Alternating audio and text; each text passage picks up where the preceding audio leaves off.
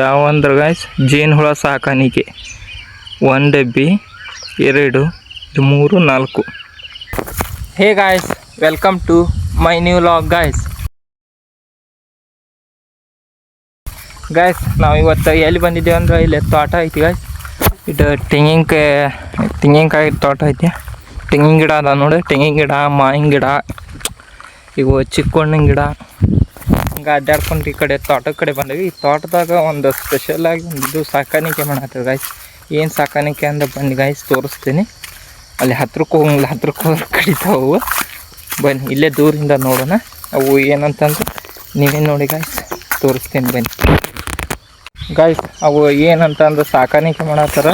ಇವೇ ನೋಡಿ, ಇವು ಯಾವ ಅಂದ್ರೆ ಗಾಯ್ಸ್ ಜೇನುಹುಳ ಸಾಕಾಣಿಕೆ 1 ಡಬ್ಬಿ 2 3 4. 4 ಡಬ್ಬಿ ಒಳಗೆ ಜೇನುಹುಳ ಗಾಯ್ಸ್. ಜೇನುಹುಳ ಬೇಕಲ್ಲ, ಒಟ್ಟು ಅದಕ್ಕೆ ಸಾಕಾಣಿಕೆ ಮಾಡತ್ತಾರ. 4 ಡಬ್ಬಿ ಅದಾವು. ಅವು ಏನಂದ್ರೆ ಗಾಯ್ಸ್, ಈಗ ನಾವು ಸಾಕಾಣಿಕೆ ಮಾಡತ್ತೀವಿ, ನಾವು ಅಷ್ಟಾರ ಹತ್ರಕ್ಕೆ ಹೋಗ್ಬೋದು. ಬೇರೆದಾರು ಹೋದ್ರೆ ವಾಸನೆ ನೋಡಿ ಕಡಿತಾವಂತೆ. ಬಟ್ ಈಗ ಯಾರು ಸಾಕಾಣಿಕೆ ಮಾಡ್ತಿರ್ತಾರ ಅವ್ರು ಹೋದ್ರೆ ಅವ್ರು ಕಡಿಯಂಗಿಲ್ಲ ಅಂತ ಗಾಯ್ಸ್. ಅಲ್ಲೇ ಹೇಳಿದ್ರು ಈಗ ಒಬ್ರು ಅಜ್ಜಾರೆ.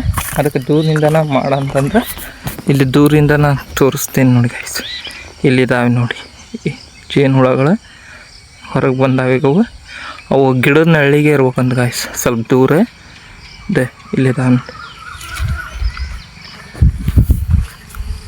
ಆಗಲೇ ಇದ್ದ ಗಾಯ್ಸ್. ಗುಯ್ ಅನ್ಕೊಂತ ಬಂದಬಿಟ್ಟು ಅಲ್ಲಿ ಸ್ವಲ್ಪ ಹತ್ರಕ್ಕೆ ಹೋರಿ ಗಾಯ್ಸ್, ಸಾಕು ಬಂದಾಬಿಡ್ತಾವು. ಏನು ಮಾಡೋಕೆ ಬರೋಲ್ಲ. ಅದಕ್ಕೆ ಅದ ನೋಡಿ ಮಾವಿನಕಾಯಿ ನೋಡಿ ಗಾಯ್ಸ್, ಇಲ್ಲೇ ಎಷ್ಟು ಸುರ್ತಾವು. ಇವು ಕಲಿಮಿ ಮಾವಿನಕಾಯಿ. ಜೇನುಹುಳ ಸಲ ಸಾಕಾಣಿಕೆ, ಬಟ್ ಫಸ್ಟ್ ಟೈಮ್ ಗಾಯ್ಸ್ ನಾನು ನೋಡಕತ್ತಿದ್ದೀವನ್ನ.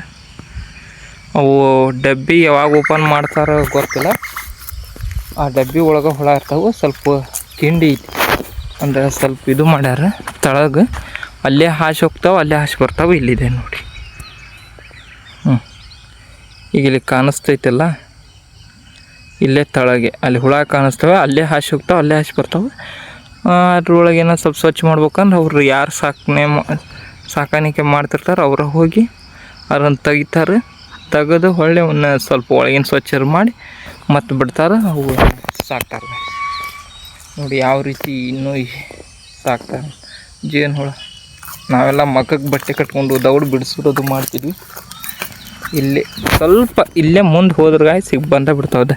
ಇಲ್ಲೊಂದು 2 ಬಂದು ಗುಯ್ ಮಾಡತ್ತಾವು ನೋಡಿ ಯಾವ ರೀತಿ ಇದೆ ಸಾಕಾಣಿಕೆ ಜೇನುಹುಳದ್ದು. ಇವು ನೋಡಿ ಗಿಡದ ನೆಳ್ಳಿಗೆ ಇಟ್ಟರೆ ಚಲೋ ಅಂತ ಗಾಯ್ಸ್. ಅದಕ್ಕೆ ಈ ಕಡೆಲ್ಲ ತೋಟ ಐತಿ. ಈ ತೋಟದಿಂದ ಸ್ವಲ್ಪ ಹೊರಗಿಟ್ಟಾರ.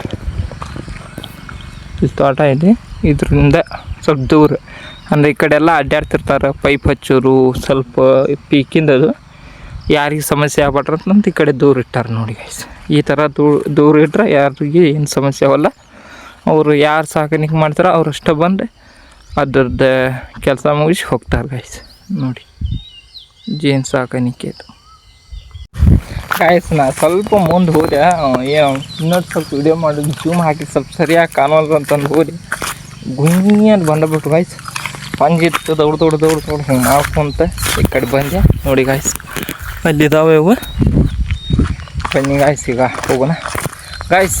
ಈ ವಿಡಿಯೋ ನಿಮಗೆ ಇಷ್ಟವಾದರೆ ಲೈಕ್ ಮಾಡಿ, ಸಬ್ಸ್ಕ್ರೈಬ್ ಮಾಡ್ಕೊಳ್ಳಿ. ಮುಂದಿನ ವಿಡಿಯೋದಲ್ಲಿ ಸಿಗ್ತೀನಿ. Bye, take care, thank you for watching guys.